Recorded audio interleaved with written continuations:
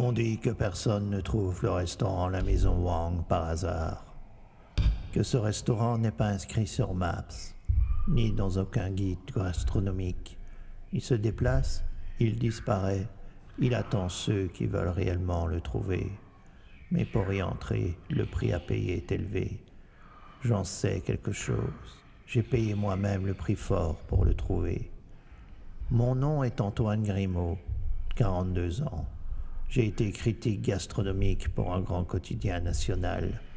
Mes chroniques étaient redoutées, parfois craintes, souvent admirées. J'ai construit ma réputation sur un palais exigeant et une plume acérée. La gastronomie était pour moi un art, mais très vite, j'ai voulu plus. J'ai découvert que la nourriture n'était pas qu'un plaisir. C'était une porte, une façon de franchir les limites sensorielles, morales, culturelles.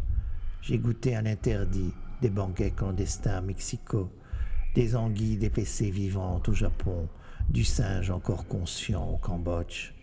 Plus je m'aventurais loin, plus je sentais que quelque chose m'attendait au bout du chemin. Mon obsession pour ces pratiques m'a coûté mon poste. Trop sulfureux, trop amoureux, disait-il. Mais cette perte a été le début de ma véritable carrière. Je suis devenu une légende souterraine, invité aux repas les plus secrets, rémunérer des fortunes pour noter des plats que personne n'osait nommer.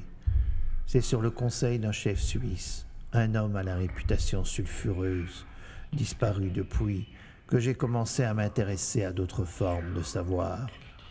J'ai lu des ouvrages dont on nie l'existence, le Necronomicon d'Abul Alzared, le culte des Gaules du comte d'Herlet, la clé d'argent et d'autres traités écrits dans des langues mortes.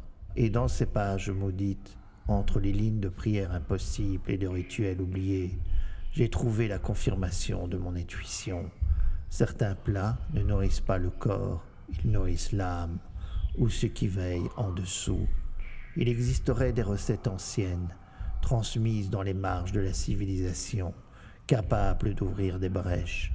Chaque ingrédient, chaque cuisson, chaque fermentation serait une clé. Et dans cette chute volontaire vers l'interdit, j'ai compris une chose. La cuisine dans ses extrêmes touche à quelque chose de mystique. Lorsqu'elle est poussée jusqu'à l'insoutenable, elle devient plus qu'un art. Elle devient une extase, une manière d'effleurer l'invisible. Mais rien de ce que j'avais goûté n'avait préparé mon corps à ce que j'allais vivre. La première fois que j'ai entendu parler de la maison Wang, c'était dans un forum fermé, uniquement accessible via le navigateur Tor.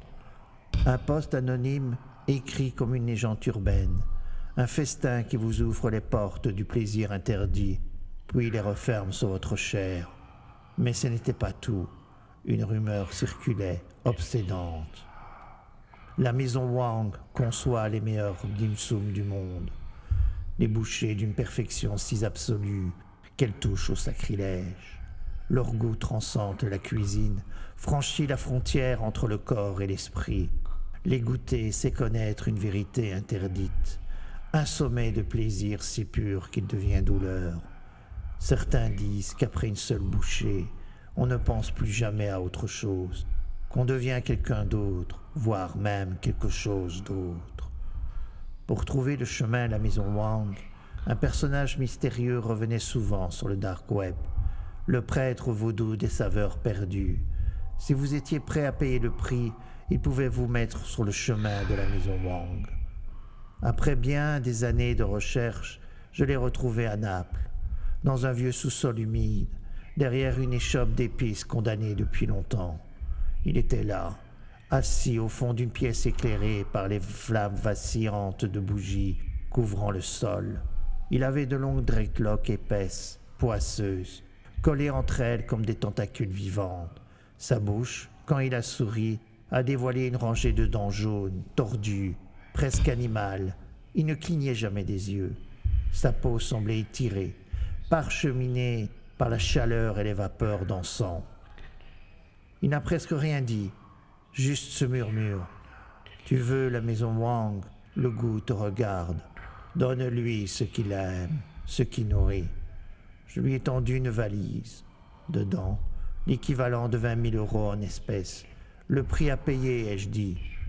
Il a regardé la valise sans l'ouvrir, puis a tourné lentement la tête. Son sourire s'est élargi, devenant quelque chose de hideux, presque démesuré. Sans un mot, il a pointé du doigt le mur derrière lui, dans la pénombre. J'ai plus deviné que vraiment distinguer des formes suspendues au plafond. La pénombre était épaisse. Je voyais juste des silhouettes desséchées, racornies, dont les contours flous évoquaient tantôt l'animal, tantôt l'humain. Certaines semblaient tressauter légèrement dans un courant d'air invisible. À mesure que mes yeux s'habituaient à la lumière rougeâtre, une sensation de malaise m'a saisi. Ces choses n'étaient pas des décorations. Elles étaient là pour être vues, sans jamais être comprises. Il a posé devant moi une nappe rouge, froissée, marquée d'une tache ancienne, et au centre une lame noire courte, étrangement polie. Ses yeux étaient deux orbites vides, humides, brillantes d'un liquide opaque. Il m'a regardé, et dans sa voix rauque, gorgée de cendre et de sel, il a murmuré « Le goût ne se livre qu'à ceux qui savent souffrir. Pour voir la porte, tu dois traverser le feu invisible. » Il a saisi mon bras droit avec une force improbable. De l'autre, il a sorti une aiguille démesurée. Taillée dans ce qui ressemblait à un os poli, il l'a trempée dans un liquide sombre, épais comme de l'encre de sang, et a commencé à tatouer. La douleur a été instantanée, vive, brûlante. Je me suis mis à crier.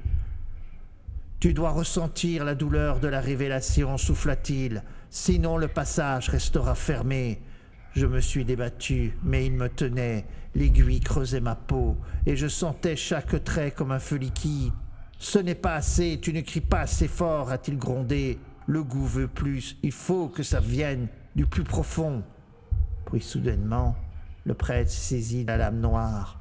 Sans un mot, il l'a levée, et une douleur glacée m'a transpercé la main gauche. Une douleur pas humaine, pas terrestre, une morsure du vide. J'ai hurlé. Un cri animal, tout s'est brouillé. Quand j'ai ouvert les yeux, j'étais étendu dans une ruelle, il faisait nuit. Mon bras gauche était bandé à son extrémité, trempé de sang. Sur mon bras droit, à même la peau rouge, y était inscrit le chiffre 2, un idéogramme que je ne reconnaissais pas, et une adresse, le 2, une seule nuit, Hong Kong, quartier Chan Chon Poi. Je suis parti immédiatement, et le 2 à 22h22, entre deux hangars rouillés, j'ai vu une entrée qui n'était pas là la veille. Une porte en bois verni, une enseigne, Maison Wang. J'ai poussé la porte, et j'ai senti la fin du monde me regarder.